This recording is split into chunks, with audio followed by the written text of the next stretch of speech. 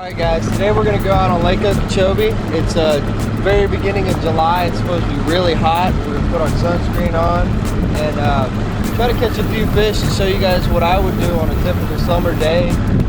We're on the north end of the lake today. We're going to stay on the north end of the lake. Try to fish some grass early in the morning, then maybe get offshore a little bit once the sun gets up. But we got a full moon, so there should be a nice bluegill spawn going on. So we're gonna target a shad spawn going on first thing in the morning. Typically you want to get out a little bit earlier than this, but we should catch the tail end of that and then be able to find some bluegill spawning and fish around those for the rest of the day and see what we can do. We're going to try to teach you guys something. Get some sunscreen on and get ready to head out.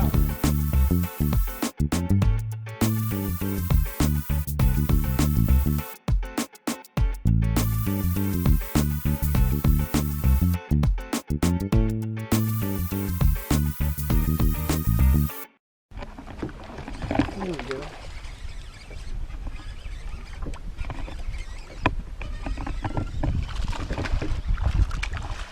Not a bad one.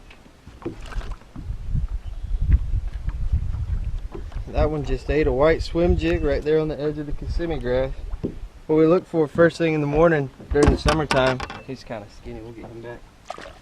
But there's we have a long shad spawn on Okeechobee from, it starts about late April and runs all the way until beginning of August almost. First thing in the morning there'll be shad around these the base of this Kissimmee grass because it's got algae on it and they eat it and they come in from the open water. So if you can find fairly clean water where you can see your bait down 6 or 7 inches and Kissimmee grass that looks just like this next to some open water, that's always a good starting place. And you know, might not catch giants, but sometimes you do. Sometimes, a lot of times you just catch quality fish. So it's always a good starting point. I haven't been out, so never count it off. I mean, if you're not fishing offshore and you want to start in the grass, this is exactly what I look for. We've seen some shad moving around, seen some fish chasing, so that's always a good sign too. If you pull into an area and you don't see any activity, then typically I like to keep moving until I find an area where you see some kind of activity moving around. This first thing in the morning this time of year, they should be fairly active. I have seen it before where there's so much bait that you can't hardly get them to take an artificial. You know, sometimes they'll just slap at it, but these seem to be pretty aggressive. They're starving to death though.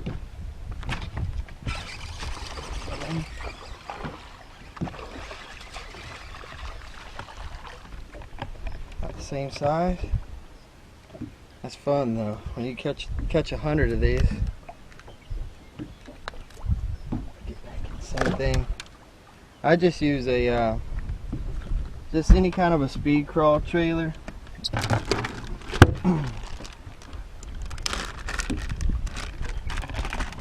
Or a swim bait trailer will work too, but later in the year they get kind of finicky, and this is a little bit more subtle for them. Just take all these little pinchers off.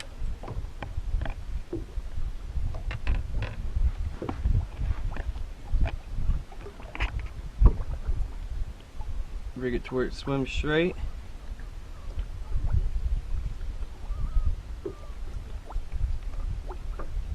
Normally I like to put a little super glue on it right there, but we forgot our super glue this morning.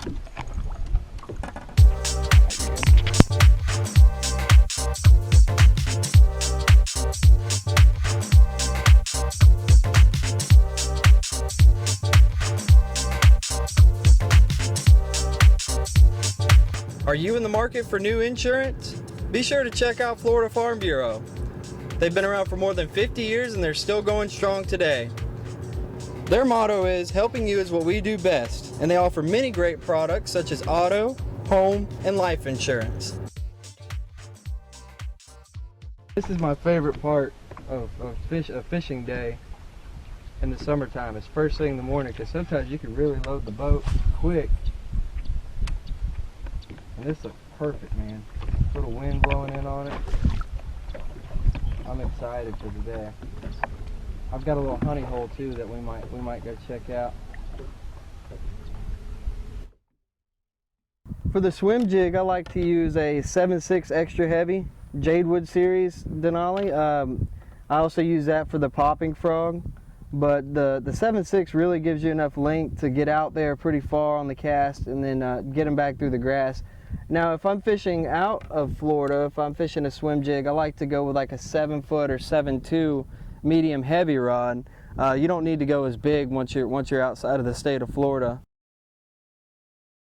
Longest running sponsor, Broughton Construction, has been around for over 7 years with me, and they've supported me since day one. I couldn't have done it without these guys, so a special thanks to Steve at Broughton Construction for all the help. Thanks, Steve.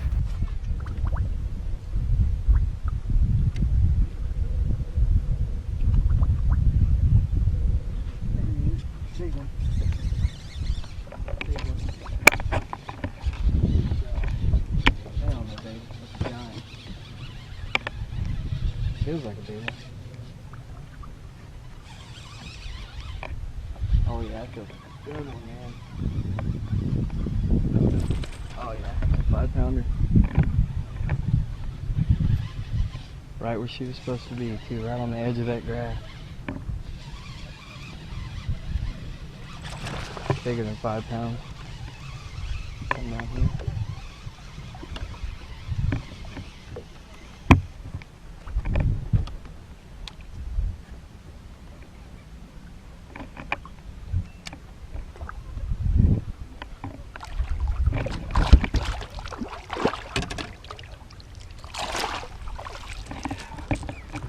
Four and a half. Nice.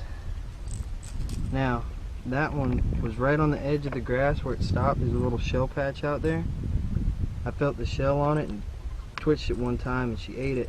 But normally you're able to get back out there and get quite a few of them. So we're going to sit here and make the same cast. Get her back in the water. That's a good one. Especially for this time of year, sometimes it can be hard to even get a bite. So if you get a limit of those in a tournament, that's a great day.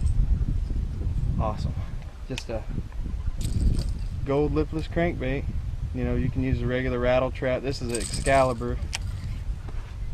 They don't make them anymore, I don't believe, but Yozuri works good. The regular rattle trap, anything gold and black is a clean cast.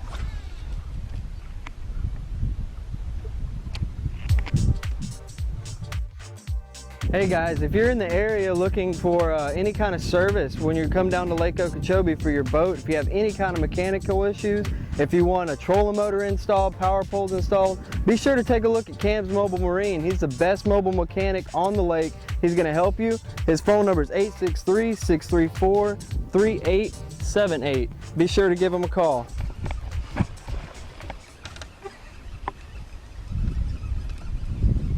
They're biting today, son. He's gonna come right in the boat.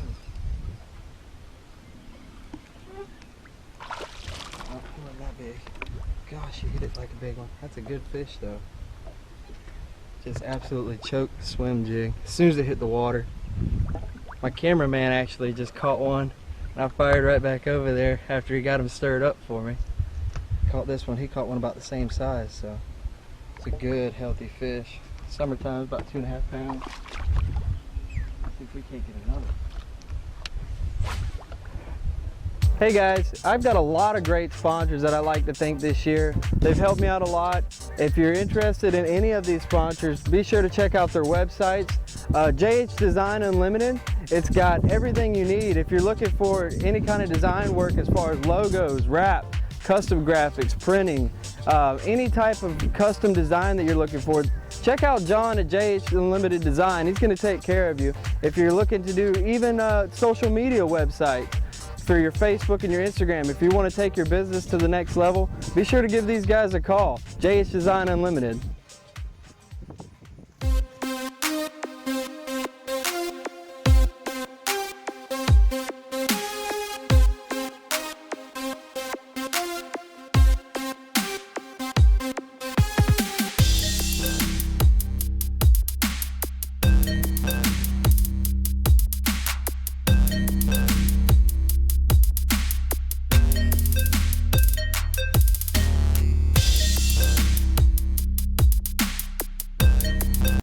lipless crankbait here. I like to use a 7.5 extra heavy cranking series Denali. It's in the rosewood, and what that allows, it allows you to get way out there, but then it's got enough backbone to where you can really rip that bait out of the grass. You'll see throughout the video constantly when I'm hanging that bait up in the grass, I'm ripping it out, trying to get a reaction strike, and with the fast tip on it, it's going to allow you to fight those fish and get them back to the boat once you do hook up.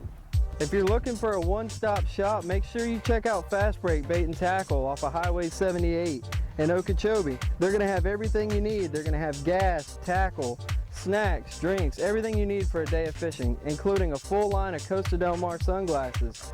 Fast Break Bait and Tackle, be sure to check them out.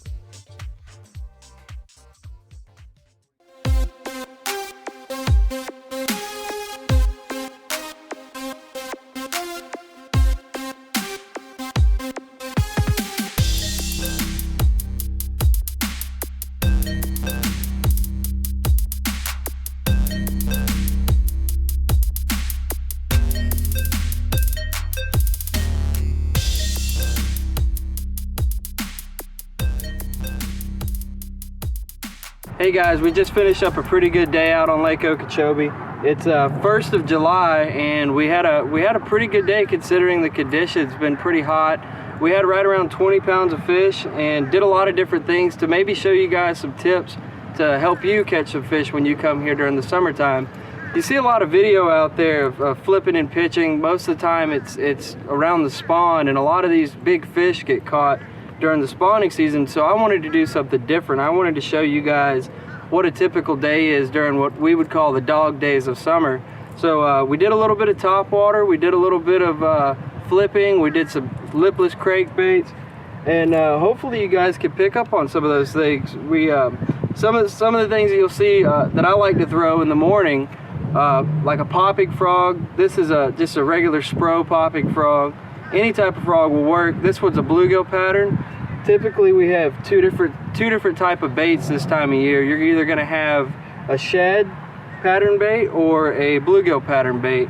And first thing in the morning when the light's real low, I like to get on these white color baits. Anything with the sexy shad pattern for first thing in the morning till about 8 o'clock.